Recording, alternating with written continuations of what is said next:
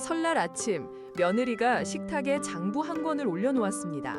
시어머니가 그걸 펼쳤을 때 전부 치던 손이 멈췄습니다. 30년 동안 그 집 명절은 며느리 한 사람이 차렸습니다. 10종류 전, 5가지 나물, 20명분 갈비찜, 매년이요. 그런데 그해 설날은 달랐습니다.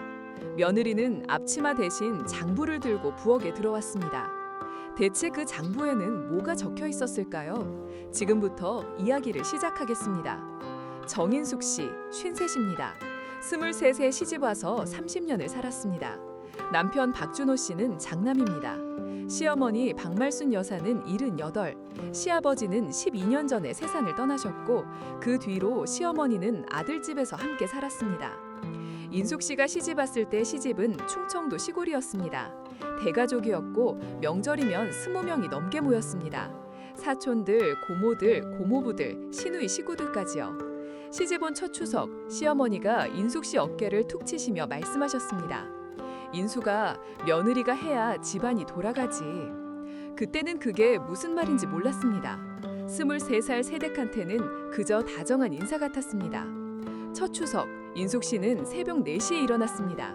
시어머니가 미리 적어주신 음식 목록이 있었습니다.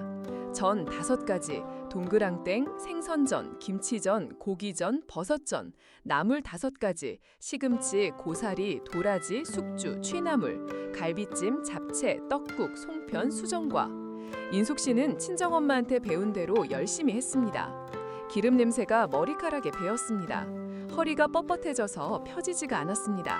그런데 점심때가 되어서야 시누이 민정 씨가 도착했습니다. 민정 씨는 손에 백화점 쇼핑백을 들고 있었습니다.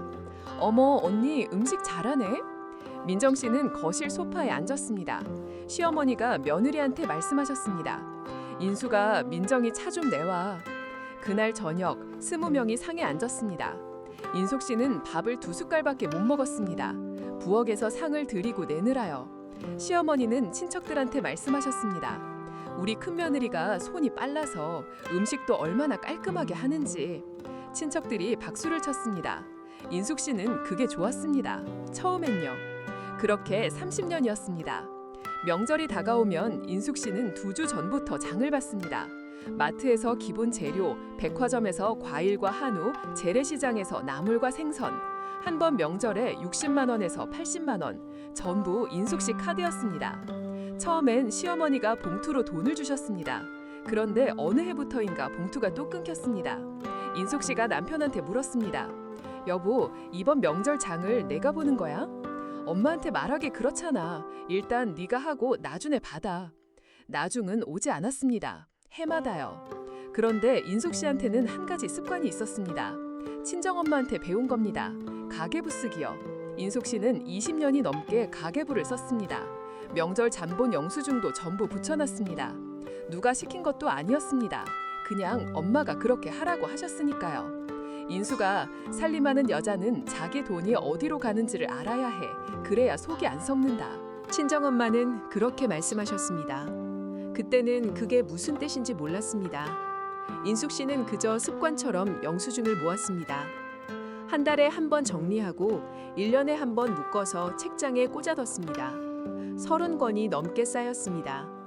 그리고 그 가계부가 30년 뒤에 쓰일 거라고는 그때는 상상도 못했습니다.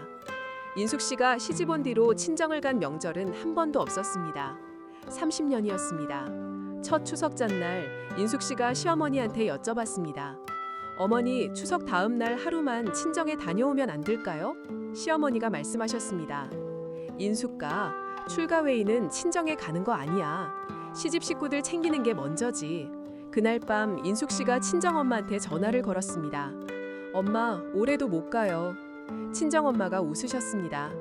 괜찮아. 네가 건강하면 돼. 엄마는 네가 시집 가서 잘 사는 게 제일 기쁘다. 친정엄마는 30년을 그렇게 말씀하셨습니다. 그리고 11년 전에 돌아가셨습니다. 인숙 씨가 친정엄마 장례식에 다녀온 뒤로 친정은 빈집이 됐습니다. 딸 지연이가 7살이 되던 해 큰아들 준영이가 돌을 맞았습니다. 시어머니가 말씀하셨습니다. 인숙과 손자 돌잔치는 집에서 해. 식당 가면 예의가 없어 보여. 네가 전부 준비해. 인숙 씨가 3주 동안 준비했습니다. 잔치 음식 30가지, 손님 50명. 그날 저녁 신우이 민정씨네 아들이 다음에 돌잔치를 했습니다. 어디서 했을까요? 강남 호텔에서요. 인숙씨가 시어머니한테 물었습니다. 어머님, 민정이네는 왜 호텔에서 해요? 민정이는 친정이잖니. 격식이 있어야지. 인숙씨는 가계부에 한 줄을 적었습니다. 준영이 돌잔치 비용 210만 원, 우리 부담. 민정이네 아들 돌잔치 참석 축의금 30만 원, 우리 부담. 7년 전이었습니다. 인숙씨 딸 지연이가 대학에 들어갔습니다. 등록금이 420만 원이었습니다. 그때 명절장을 보느라 인숙씨 카드가 한도까지 찼습니다. 남편한테 말했습니다. 여보, 이번 달 명절 카드값 90만 원이 넘어. 지연이 등록금도 있는데 엄마한테 말해볼게. 남편은 말하지 않았습니다. 다음 주에 인숙씨가 먼저 시어머니한테 갔습니다. 어머니, 이번 명절 장값이 좀 많이 나와서요. 시어머니가 말씀하셨습니다. 인숙아, 며느리가 해야 집안이 돌아가지. 시집어서 집안 살림 맡는 게 그런 거 아니겠어. 그날 인숙씨는 적금을 깼습니다. 800만 원짜리였습니다. 지연이 등록금은 냈습니다. 남편한테는 말하지 않았습니다. 6년 전 추석 다음 날이었습니다. 인숙씨가 새벽에 응급실에 실려갔습니다. 손목 힘줄이 늘어났습니다. 30가지 음식을 이틀 동안 혼자 만들었거든요. 의사가 말했습니다. 어머니, 이거 만성이에요. 더 쓰시면 수술해야 해요. 인숙씨 혼자 응급실에 있었습니다. 남편은 명절 피로가 풀리지 않았다고 집에서 자고 있었습니다. 시어머니는 새벽에 전화를 받으시더니 말씀하셨습니다. 인숙아, 약 먹고 쉬면 괜찮아질 거야. 병원비 아끼지 말고. 그 병원비도 인숙씨 카드로 냈습니다. 47만 원이었습니다. 3년 전에 작은 며느리 수영이가 들어왔습니다. 둘째 아들 준석이의 아내입니다. 43, 첫 며느리보다 10살 어렸습니다. 수영이는 첫 명절에 일찍 왔습니다. 앞치마를 메고 인숙씨 옆에 섰습니다. 형님, 제가 도와드릴게요. 그때 시어머니가 거실에서 부르셨습니다. 수영아, 너는 몸이 약하니까 여기 와서 앉아 있어. 민정이랑 차나 마셔. 수영이는 멀뚱하게 인숙씨를 봤습니다. 인숙씨가 고개를 저었습니다. 괜찮아. 수영이는 거실로 갔습니다. 나중에 부엌에 수영이가 몰래 들어와서 인숙씨한테 속삭였습니다. 형님, 어머님이 왜 저러시는 거예요? 제가 뭘 잘못했어요? 수영아, 너 잘못한 거 아니야. 내가 시집 왔을 때도 이랬어. 이 집 규칙이야. 형님은 그걸 어떻게 30년을 참으셨어요? 인숙씨는 대답을 못했습니다. 그 질문이 처음이었습니다. 30년 동안 아무도 그걸 물어본 사람이 없었습니다. 그때부터였습니다. 인숙씨가 가계부에 한 줄을 더 적기 시작한 건요. 준석이네는 도와주러 왔다가 어머니가 거실로 보냄. 작년 가을 인숙씨가 53 생일을 맞았습니다. 그날 아침 거울을 봤습니다. 흰머리가 반이 넘었습니다. 눈 밑에는 기미가 가득했고 손은 기름 화상 자국 투성이었습니다. 그때 인숙씨가 처음으로 혼잣말을 했습니다. 내가 이 집에서 뭘 얻었지? 답이 나오지 않았습니다. 돈도 아니었고 감사도 아니었고 자리도 아니었습니다. 가계부에 적힌 숫자뿐이었습니다. 그날 밤부터 인숙씨가 서재에 들어가서 밤마다 뭔가를 썼습니다. 남편은 무슨 일인지 물어보지 않았습니다. 30년 동안 물어본 적이 없었으니까요. 여러분, 여기까지 들으셨으면 숨이 좀 막히실 겁니다. 30년을 참은 며느리, 설날 아침에 그 며느리가 장부를 꺼냈다고 했잖아요. 이제 보시겠습니다. 지난해 12월 31일 밤이었습니다. 설날이 이틀 남았습니다. 인숙씨가 잠자리에 들려고 했는데 시어머니가 부엌으로 오셨습니다. 인숙아, 이번 설에는 전을 12가지 했으면 좋겠다. 준석이 처가에서 사람들이 온다잖아. 체면이 있어야지. 인숙씨는 가만히 있었습니다. 뭐해? 대답을 해야지. 어머니, 12가지는 좀 많지 않아요? 인숙아, 며느리가 해야 집안이 돌아가지. 네가 못하면 누가 해? 그날 밤 인숙씨는 잠이 오지 않았습니다. 새벽 2시에 일어나서 거실로 나왔습니다. 그리고 서랍장에서 뭔가를 꺼냈습니다. 가계부였습니다. 20년치. 그리고 그 위에 지연이가 중학생 때부터 쓰던 노트 한 권이 있었습니다. 인숙씨가 빈 페이지에 제목을 적었습니다. 30년 명절 장부. 밤을 새웠습니다. 이틀을 새웠습니다. 30년치 명절 영수증을 전부 꺼내서 합을 냈습니다. 서추석 장값 24만 원부터 작년 설 장값 87만 원까지요. 합계 2,134만 원이었습니다. 그리고 노동 시간도 계산했습니다. 명절마다 평균 48시간, 30년이면 60번의 명절, 총 2,880시간이었습니다. 마지막 페이지에 인숙 씨가 한 줄을 적었습니다. 이것이 제가 해야 집안이 돌아간 값입니다. 설날 아침 6시, 인숙 씨는 앞치마를 매지 않았습니다. 단정한 감색 스웨터를 입었습니다. 머리를 빗었습니다. 그리고 부엌으로 내려갔습니다. 시어머니가 이미 부엌에 계셨습니다. 당황하신 표정이었습니다. 인수가 너 왜 이 시간에 안 내려왔어? 저는 언제 붙이려고? 인숙 씨가 장부를 식탁에 놓았습니다. 어머니, 이거 한번 보세요. 시어머니가 장부를 펴셨습니다. 첫 장에 1995년 추석 영수증이 붙어 있었습니다. 24만 원. 둘째 장에 1996년 설날 영수증 31만 원. 그 다음 장. 시어머니 손이 떨렸습니다. 10장 정도 넘기시더니 말씀하셨습니다. 이게 뭐야? 어머니가 하신 말씀이잖아요. 며느리가 해야 집안이 돌아간다고요. 제가 30년 동안 해야 집안이 돌아간 값입니다. 2,134만 원. 그리고 제 시간 2,880시간. 시어머니는 그 숫자를 듣더니 장부에서 눈을 뗐습니다. 그리고 작은 소리로 말씀하셨습니다. 인수가, 그래서 너 나한테 돈 내놓으라는 거야? 어머니, 저는 돈 이야기를 하는 게 아니에요. 어머니가 그 세월 동안 한 번도 고맙다 하신 적이 없으셨잖아요. 장부 마지막 장을 보세요. 시어머니가 떨리는 손으로 마지막 장을 펴셨습니다. 거기에는 한 줄만 적혀 있었습니다. 30년 동안 어머니한테 들은 수고했다 횟수 0회. 시어머니 얼굴이 하얗게 변했습니다. 부뚜막에 기댔습니다. 기름이 끓는 팬 앞에서요. 그런데 그날은 그 팬에 아무것도 올라가지 않았습니다. 그때 남편 준호 씨가 안방에서 나왔습니다.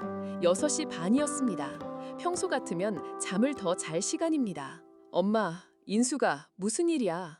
인숙 씨가 남편한테도 장부를 밀었습니다. 여보, 당신도 읽어봐. 특히 이 부분. 인숙 씨가 한 페이지를 폈습니다. 거기 붙어 있는 건 1997년에 인숙 씨가 남편한테 보낸 편지 사본이었습니다. 당시 남편이 회사 워크숍으로 집에 없던 추석이었습니다. 여보, 이번 명절 어머님이 음식을 너무 많이 시키셔. 카드가 한도까지 찼어. 말씀 좀 해줘. 그 편지 밑에 남편이 답장으로 써보낸 메모가 있었습니다. 엄마한테 말하기 그래. 네가 알아서 해. 남편이 고개를 들지 못했습니다. 인숙 씨는 다음 페이지를 폈습니다. 2005년 추석, 2012년 설, 2018년 설. 같은 내용의 편지가 7통이었습니다. 남편 답장은 전부 비슷했습니다. 네가 알아서 해. 엄마 성격 알잖아. 지금은 때가 아니야. 여보, 당신이 때라고 한 건 도대체 언제야? 30년 동안 한 번도 안 온 그때는 언제 오는 거야? 남편이 주저앉았습니다. 식탁 다리를 붙잡고요. 눈물이 식탁에 떨어졌습니다. 30년 결혼 생활에서 남편 눈물은 그날 처음 봤습니다. 7시에 시누이 민정 씨가 현관으로 들어왔습니다. 이번에도 손에는 백화점 쇼핑백과 샤넬백이 들려 있었습니다. 엄마, 언니, 안녕하세요. 민정 씨가 부엌 쪽으로 걸어왔습니다. 그러다 시어머니가 부뚜막에 기대고 계신 걸 봤습니다. 남편이 식탁 다리를 붙잡고 있는 것도요. 민정 씨가 멈췄습니다. 엄마, 왜 그래?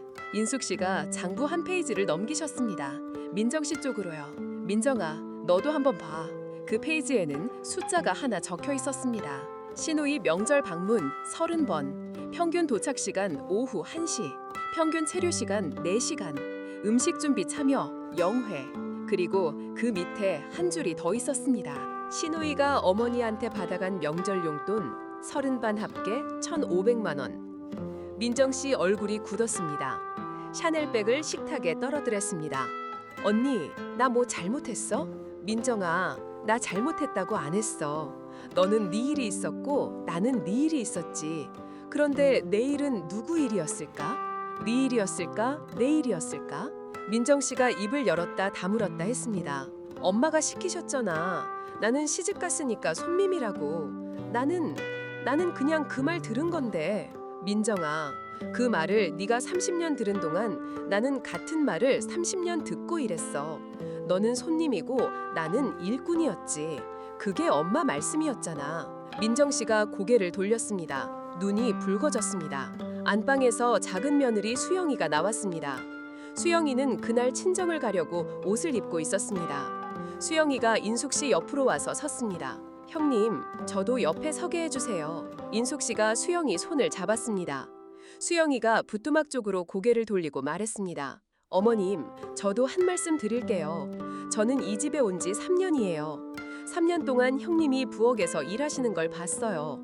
한 번도 어머님이 고맙다 하시는 걸 못 봤어요. 그런데 민정이 형님이 오시면 어머님이 항상 수고했다 하셨어요. 민정이 형님은 뭘 하셨는데요?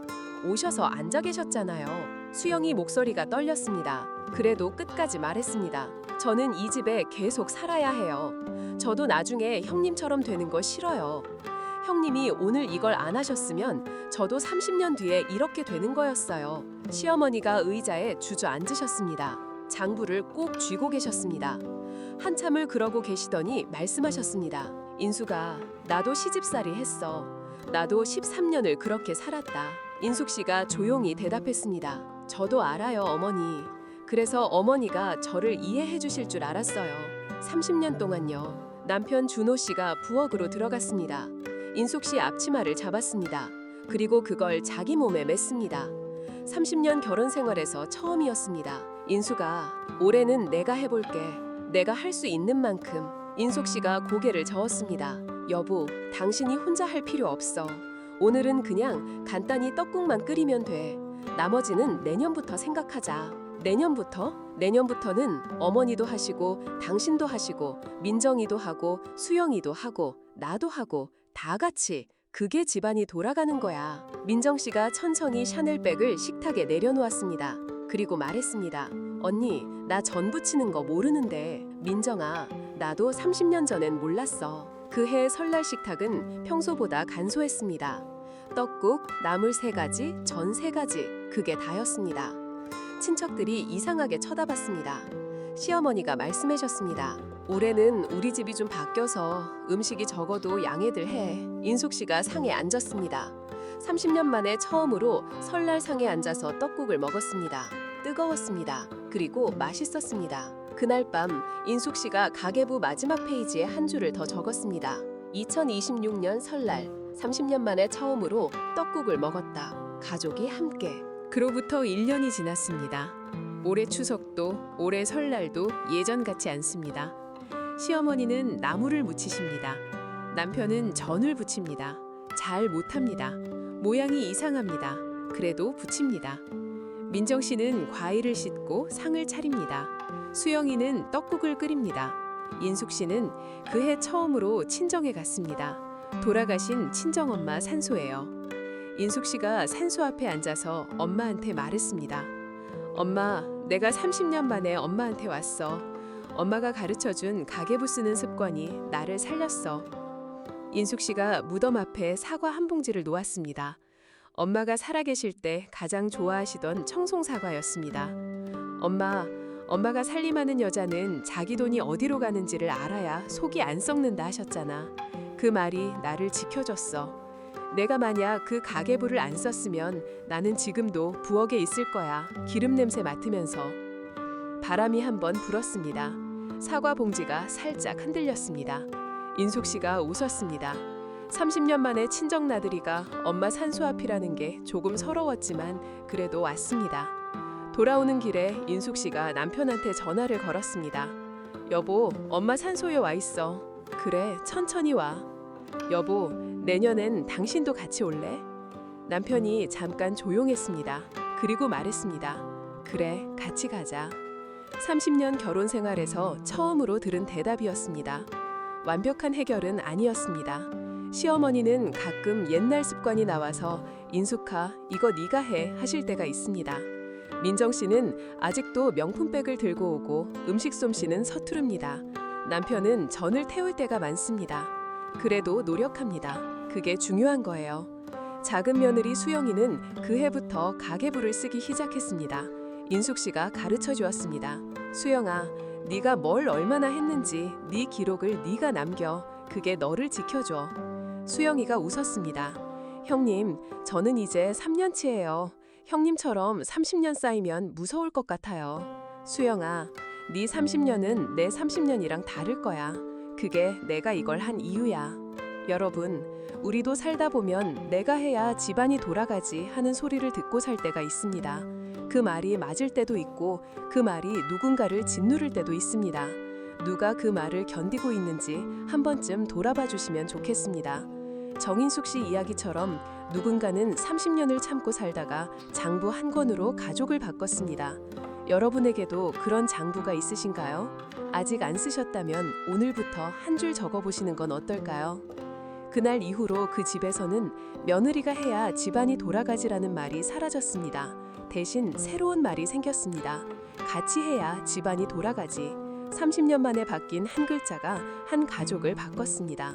구독과 알림 설정을 해두시면 시니어 사연극장의 새로운 이야기를 가장 먼저 만나보실 수 있습니다. 여러분의 하루도 따뜻하시길 바랍니다.